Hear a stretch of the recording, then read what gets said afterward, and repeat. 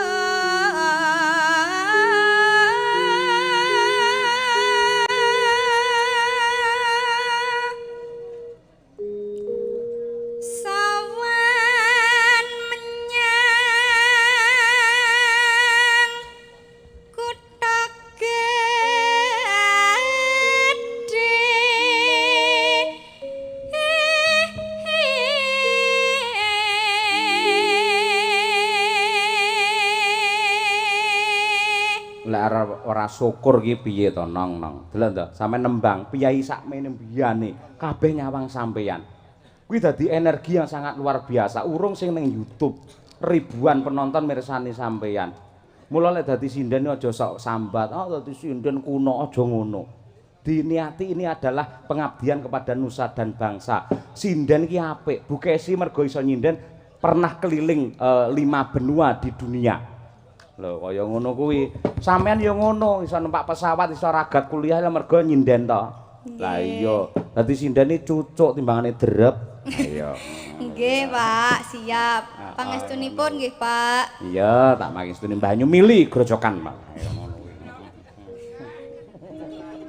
Dere ngenyek, mboten Pak. Drep niki wis sae. Lah rene wong drep, oh wong mangan sego reneng. Ha iya, nggih. Heeh. Ya nang.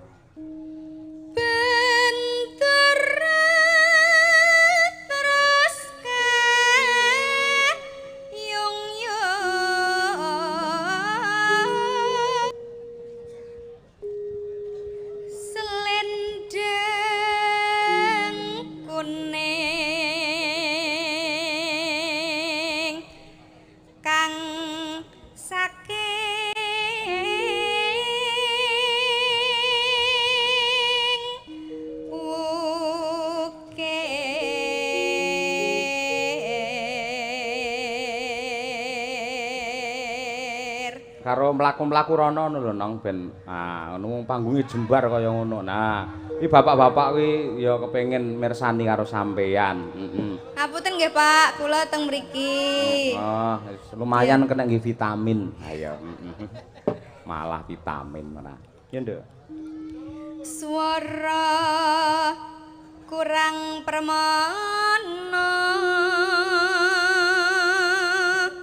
ning wasis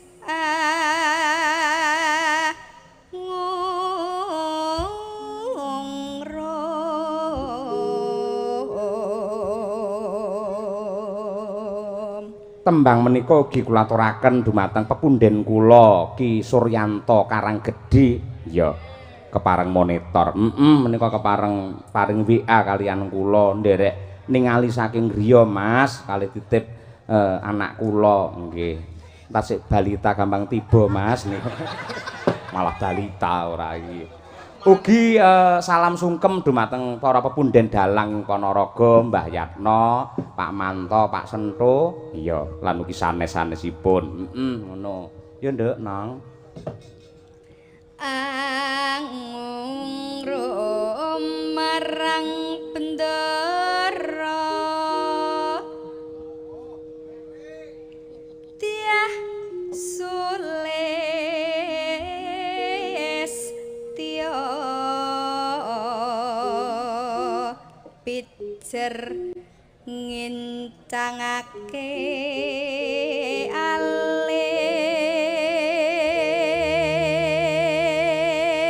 Engko garape ditayubke kaya rengu wingi kae. Wah iya men seger ya, Mak. Lek winong pas iki. Ya. Ya Nduk, entekno. Tulung agungan nggih. Tulung agungan? Nggih. Sing piye kuwi? Nggih sing tulung nak nanu. Oh, nanu. Manten iki Nanu. Oh, anu ning kok ndangdute to? Anu nih, tayupe maksudnya gonggomino. Oh, oke. Ngoten lho, Pak. Sing anu ketok nanu. Ngoten niku pokok. Ya wis manut awakmu. Heeh, kono wis. Tulung kula diseneng-seneng nih, Pak. Tenan lek kon nyenengke kowe wis pancen wis. Kuwi kewajibanku no. Ben ndak galau. Iya. Aja nganti galau eman-eman ayune kaya ngono galau. Ayo ngono. Yo, masuk. Terus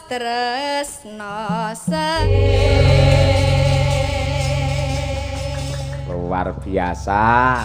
Suarane apik, bocah ya cantik. Jogete ya luwes. Ayo pancen tuntutane jaman iki ngono kuwi kok. Bener pancen kaya mengkono. Yo, saiki genti ngaturake bintange bengi iki. Ayo, coba kaya apa nggih. Iki apa mau gelem ngegrup ning Madangkarane wah mesti. Kanca-kanca mesti seneng banget. Ayo coba. Ben mimik sik lah. Piyayi lek putih iki unjuk ngono iki banyune ning gulu nganti ketok njaba. Ayo. Pelok ta? Ya, tak tang tang. Ayo. Mbak Silvi Kumalasari coba kaya ngopo? Yo. Jujur bloko suto blak kotang terus terang Mbak Silvi, aku adalah salah satu fan berate jenengan. Nah, timbane ngapusi kan iki jujur ngono kuwi, tenan. Lah kok sak kula lho jenengan ngefan kula enten apane lho kula, Pak. Loh, sampean iki aja merendah. Sampean iki nek merendah ngene kaya dene kae lho pari sing wis isi kae lho. Pari lek isi kan saya ndingkluk, saya ndingkluk, saya ndingkluk. Ning aku yang terus sampean malah ra ndingkluk malah saya ndangak aku kaya. Ha iya. Tegese pengen nyawang kaya apa budayane jenengan ngono lho. Panjenengan ngelem kula ngoten niku kula bingung lho. Lah ngapa kok bingung? Lah kedahe kula pripun teng mriki enten garwane jenengan lho Bu Kesi lho, Pak. Lek teng wayangan ngeten iki kula pun diliarne kalih Bu Kesi. Ning panggung ini ki bebas mawon. Los. Ngoten, ngoten. Tenan ngendikane Pak Cahyo. Lek ning panggung ini ki dhewe wis tak liarke tenan ki. Los pokoke. Ayo. Sampun dijinakne ngoten. Wah, malah padakne kewane dijinake kok. Ha iya. Mungkin lek nek teng griya jinak ngoten nggih Bu nggih. Nggih, ngoten niku. Kula niku pertama kali niku seneng kali jenengan nembang ninggal katresnan. Walah niku kula suwet tali bentino. Kula niku ajeng bubuk, mboten nyetel niku. Klisikan, mboten iso turu. Oh ngoten. Ajeng mangan niku to. Lihat mboten nyetel niku, keselak terus Mbak kula niku. Keselak. Nggih, tenang nggih. Estu. Alah, ngoten nggih Pak. Lho jenenge napa niku kaprawasa dewaning budaya ngoten niku. Nggih. Mboten kok terus kula secara pribadi cinta kalian panjenengan. Mboten mungkin, mboten mungkin. Mboten mungkin jenengan gelem kalih kula. Ngoten niku lho. Mboten Eram kok eram. Eram ya Dek Silvi. Lho nggih lho Bu. Beh, tenan iki bojoku bengi iki jan ngirangi. aja ngirangi, garangan ngono lho. Wis to. Ha iya. Kok iso tetek-teteke atine lho ngomong ngene nek bojone ning kono ngelem-ngelem wong wedok liya titenono tekan omah tak sampluk parut lho. Nggih Bu, leres. Kula lene dados jenengan nggih ngoten Bu. Mangkel kula Bu, pun jenengan garap mengke. Mboten ngoten. Ngene lho Bu Kesi. Pripun? Mbak Silvi lagi pertama kali gabung di Madangkara gitu. Kita buat tamu ini nyaman dengan kita. Carane membuat nyaman harus kita digrapiaki, dihormati, dihargai ngono Oh iya kuwi. Dek Silvi, maafkan Bu Kesi ya Dek ya. Lah lek nganti upamane aku langsung kasar, Silvi opo kaya ngono? Rupane ayu, aku seneng ngono kan kleru gitu. Kleru to. Lah dilokne mesti kapok ora gelem melok awake dhewe ne lek dialembono supaya lebih dekat. Nggih. Antara kita ngono kuwi ya. Nggih, matur sembah nuwun Bapak nggih. Wah, aja bapak tuwek banget aku. Lah pripun, Om? Om. Nggih, ngoten nggih saged. Nggih, bener bapak wau. Mergo niku tinggi rambu-rambu nggih bates nggih garis. Ayo.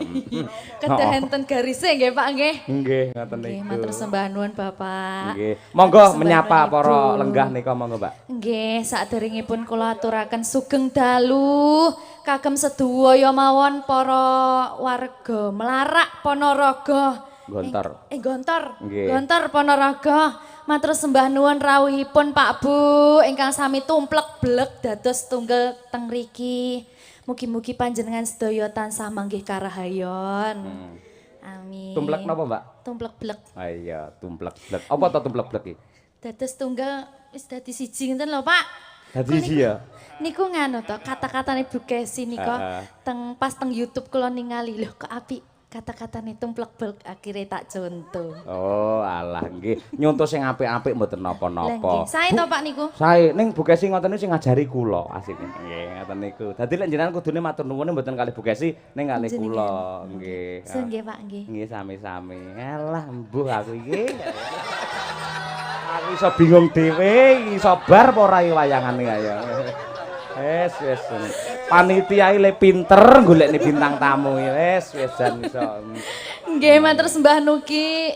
Nuwun ugi kagem panitia. Wis jan kompak Pak panitiane niki wau. Kompak nggih? Nggih. Lah kula niki wau ngepost enten ping kalih lho Punan. Ngepas ping kalih. Nggih. Lho tak endandet entak tude entak ngoten.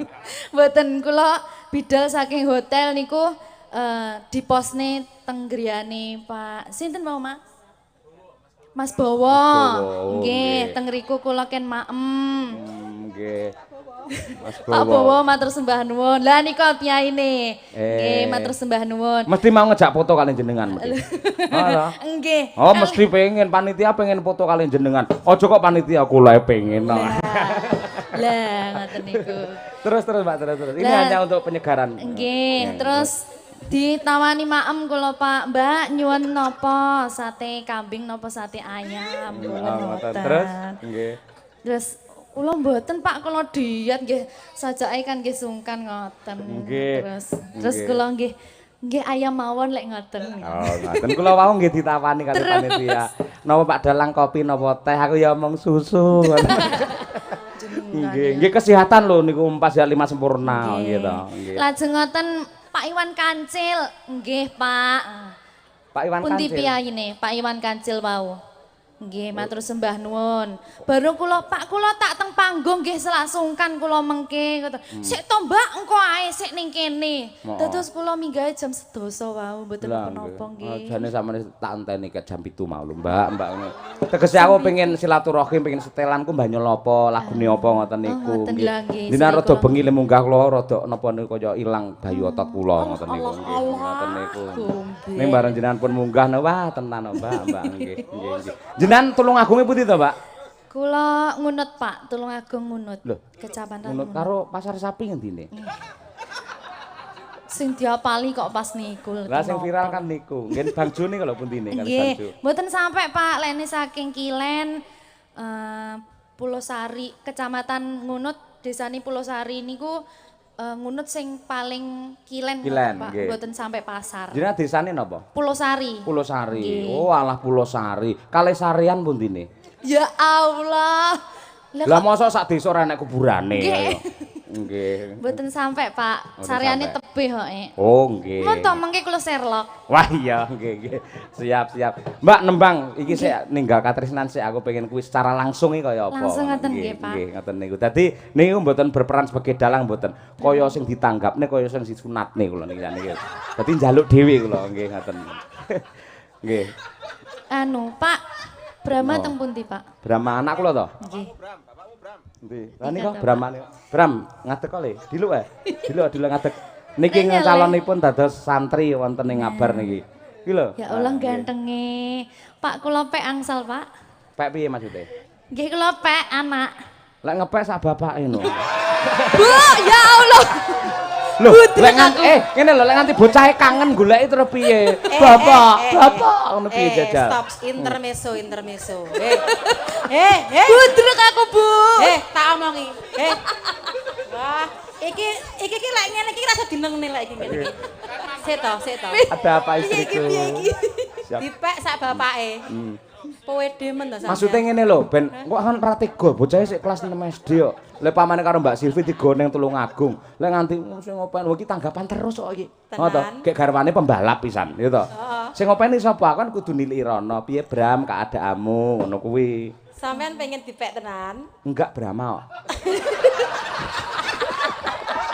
Loh, tapi mau cirase sak bapake pisan ngoten nih. Ora bapake ngetutne ngingo ngono lho ngendangi ngono lho ora. Mak teratap lho Bu aku, Bu. Iya, Dek wis to kono. Kono pek. Ora Mbak, nembang Mbak, aku kangen suarane jenengan coba nggih. Ning dibawani lho ninggal katresnan. Bawane napa bebas manut karo jenengan nggih. Pangkurinoso niku nggih saged. Ayo. Monggo. Pangkurinoso nggih. Nggih, coba kaya apa. Wah, jan contone utawa tanda-tanda lek bintang tamu iki mikir mesti kredit-kredit kok. Ayo. Nggih, ngono kuwi. Ayo. Jenengan nggih, Pak. Tak cepet bar iki. Iya. Nggih. Ya, Mbak. Coba.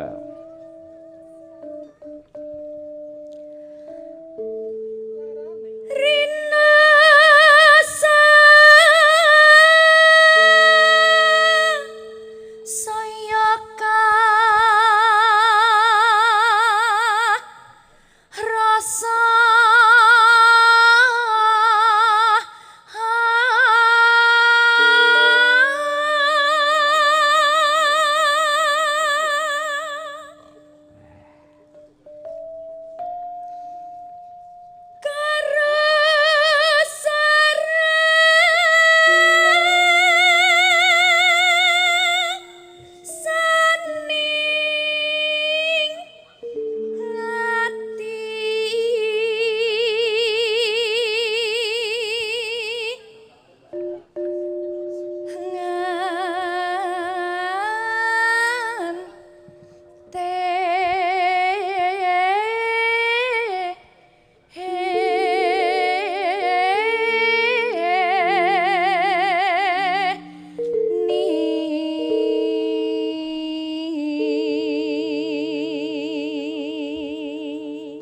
terus suara YouTube terus ade nyetel iki nang nggen lincak ngarep omah jam 12 awan delalah kok ya kopine kenthel kopi ireng kae ya to ngerokok kretek kae terus apa jajane gedang goreng panas bar kuwi tukang kredit teko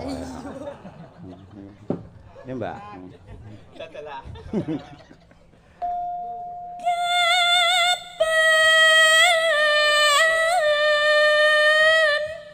sumanding sehmu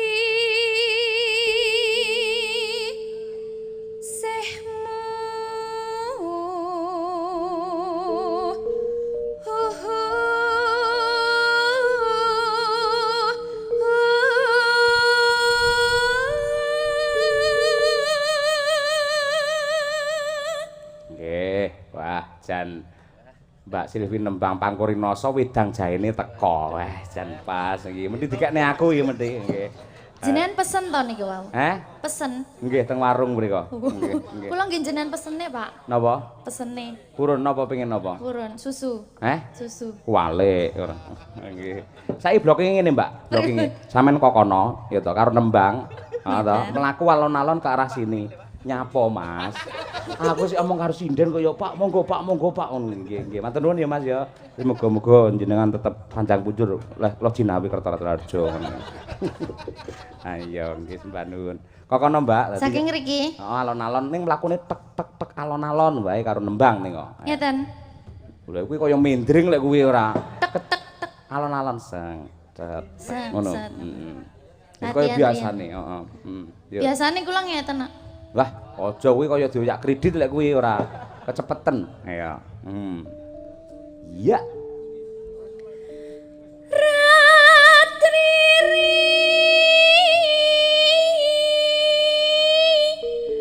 nasa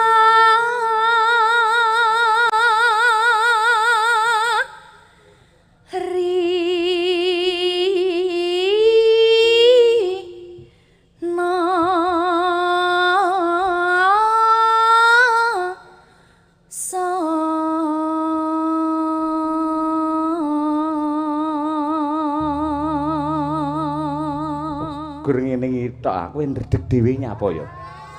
Rumangsane kaya arep marani aku ngono modele. Kumat. Ayo aku nyapu to iso ndredeg ya ayo. Ayo. Ya, Mbak. Yen wasrina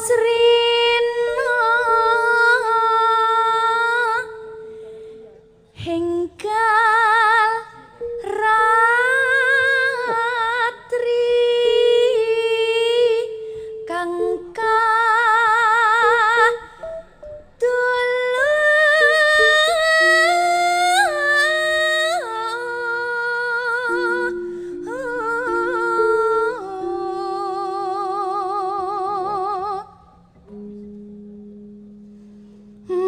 sliramu Duh, mati ya. tanah liya Bukesi lek sir pipis ora apa-apa lho. Bu Lurah, Bu Novi, Bu. Kula mengke mboten mantuk teng Solo, tak teng dalem jenengan mawon nggih, nggih. Kula teng dalem jenengan, kula mangopeni, mangingoni, kula sego pecel mawon kula niku. Kula wah mulai teng Solo, Bu. Lah sing ngancane aku ning Solo sapa Bukesi ngawut ae ora. Ngoten niku ora. Iso jantungku ku arep ceblok no Mbak nyapa. Iki jar sujar mulai ceblok jupun lho jantungku jar. Ayo. Ayo. tak tresnani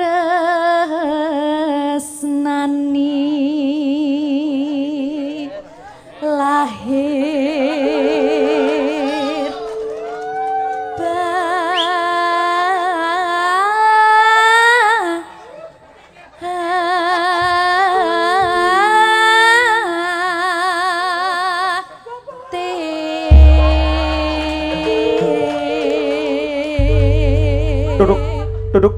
Duduk. Nimas Pandara wong ayu sing kaya godhong tunjung netrane. Pripun Kang Mas? Lumaing jagat kureping langit. ya mung kowe sing bisa ngrengga tumraping sanubari. Nadyan rembulan kae endah. Ndi lho, Pak? Tarep ya kae ya. Terap lho, Pak. Rembulan kae endah, lintang uga kemedbiar. Aku dadi mban yo ora apa-apa. Mula tak Ning- nyinden, mbane nyinden. Endahe rembulan lan uga lintang ketoprak opret iki to ora. Monggo Ndara Putri Ayu. Ngersakaken menapa Gusti Putri? Unjo gelas sing apik to, Cah. Yayi Sri Huning, Monggo Gusti Putri. kowe garwaku Yayi Sri Huning yen kae Srigala. Ya Allah, Pak kados mboten niku lho jenenge. Mboten napa-napa Gusti Putri. Kula menika pancen nggih wanita Rainaga. Mboten. Nggih. Tetep Ben Ndara napa Gusti kula niku ben krenan atine. Kan pinanggih kalih piyayi cantik kados panjenengan niku teng griya mboten nate ngertos piyayi ayu lho Gusti Putri. kula iki gampang gumun, aja kok wong wedok ayu. Kula ngerti wedhus ayu kula uyak pundi-pundi ngoten niku. Monggo dipunlajengaken Gusti Putri Ndara. Kula tak lenggah malih. Bu Lurah, kula mengke mboten angsal, Bu. Pak kula wedi lho, Pak. Ora santai. Duduk. Oh. Nggih, kula susu ya wedi ya, Mbak. Mas sama aku ora wedi, wong aku ya orang beriman kok nggih. Inilah kebutuhan panggung gitu, ben menghibur warga masyarakat teng Gontor. Yen terhibur penggalihe otomatis kan padang to, pikire padang nyambut gaene semangat, yen nyambut gawe semangat otomatis penghasilane rezekine melimpah ruah. Itu tujuan kita untuk masyarakat ing Gontor mriki ngoten niku. Alhamdulillah. Jenengan nggih remen to? Napa? Kula teng mriki. Remen ning aja suwe-suwe. Suwe-suwe iki lho sawangen. Bunder kanggo Pak Yohan, Pak. Wah, tembunge Tulungagung budrek ayo. Ayo. Nembang nggih, Pak. Heeh, mosok yaine arep nyopet sampean ora ya. Nembang no nggih. Ninggal katresnan ngene, Mbak. Pripun? Pertama langgam sik, yang kedua engko dijaranke. Nggih. Kaya apa iki? Asline kaya apa? Nggih. Enggak, ojo iki alusan kok nggih. Monggo. Nggih, Mbak Silvi Kumalasari. Oke. Yuk. Nangis sakjroning. Oke, tepuk tangan yang meriah untuk Mbak Silvi Kumalasari, luar biasa Sembah nuwun. Sampun. Sampeyan nyuara ora ngoyo, njuget ya ora ngoyo, modele kaya semu iya semu ora ngono lho. Ning parandene walah tenan sangat menghibur, daya tarik jenengane luar biasa tenan. Matur sembah nuwun. Nggih. Niki mung limbukan apa nganti gara-gara jenengan mangke? Mengke namung sampai limbukan, Pak. Ngapunten. Ciloko.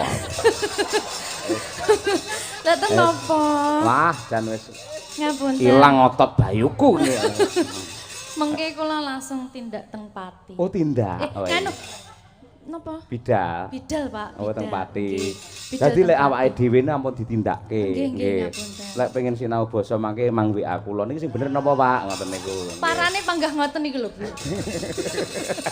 Rene Dek ora apa-apa ben seneng atine, sak bahagiane. Nggih. Mboten wong niate niki menghibur warga masyarakat kok ya. Nggih, ngoten niku, nggih. Sik, niki kanca-kanca sudah mempersiapkan untuk kehadiran jenenganipun garap selindang biru niku pun. Kedep terus mak Niku mboten sing anyar niki lho. kaget. Niku pun garap, Kitir Semilir pun garap. Nggih. Lamunan pun garap. Wis, terus Napa apa malih? nek Lestari pun garap. Lestari sak album, Pak. Nggih. Nyetel kaset lho, Pak lakah kah? Ora, maksudnya jenengan pilih sing endi ngono lho. Nggih. Ngersakne jenengan napa? Jenengan ngersakne napa? Aku to. Nggih. Aku malah bingung dhewe kok.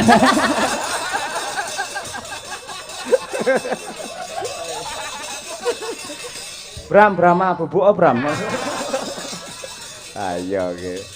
Gemes lho Pak kula kalih Brahma. Anu, sampean arep apa sampean mumpung Lah nggih petuk? lho, pengin kula ambung ngoten ni angsal napa mboten. Entuk diwakili ora?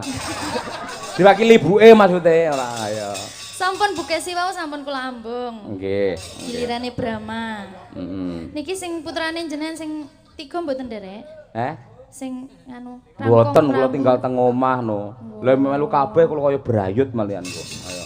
Nggih siji tok niki mergo badhe kula sowanke pondok. Oh ngoten. Nggih, tapi anu sik kitir sumilir sik, Mbak. Nggih, Pak. Kitir sumilir. Kowe garapane manut kalih kanca-kanca nggih. Nggih. Nggih. Nggih, sing ngendang niku jenenge Mas Noval. Ning anu niku pun duwe pacar kok niku punten. Kabeh pun duwe pacar kabeh niku, bojo pun duwe kabeh nggih. Pacar Lah nggih. Nggih. kitir sumilir nggih, Kitir Pak. sumilir lah ngono nggih, ngoten. Wis muga-muga mangke Mbak enek wayangan melih Duka Panaraga napa pundi terus bintang tamune jenengan melih ngono. Wah, jan. Kanca-kanca men semangat mboten ngantuk lho, Mbak. Saya kula butuhe lakon, Mbak, lakon. Ayo. Lakon. Nggih. Nggih insyaallah, Pak. Nggih. Monggo Mas Noval diaturake kitir sumilir luwih dhisik dening Mbak Silvi Kumalasari coba kaya apa. Nggih. Mangga kitir sumilir.